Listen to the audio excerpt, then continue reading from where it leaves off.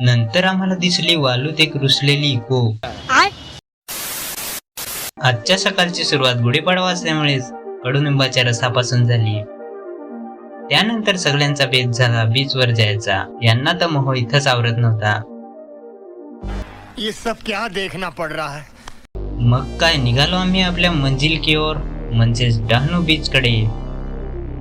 इथे येऊन पोचलो आणि गाड्या पार्क केल्या आणि मग निघालो या बीच कडे. ही पहा आमची पलटण. येथे काही मुलं वालूचा किल्ला बनवत होती. त्यांना पाहून बालपण आठवलं. नंतर आम्हाला दिसली वालूत एक रुसलेली इको. तर सॉरी रुतलेली इको. मग काय ती काढायला आमचं पण मदतीचं 16 हात गेलं. मग इको काढून झाल्यावर गेलो एनर्जी ड्रिंक म्हणजे आपला लिंबू सरबत प्यायला. इको होती दुसऱ्याचीच ना, आम्हाला सरबत पार्टी दिली दुसऱ्याने. ये क्या हो गया? ये क्या सुन रहा हूँ मैं? इकडून आल्यावर फोटोवाल्याकडे फोटो काढायला विचारलं.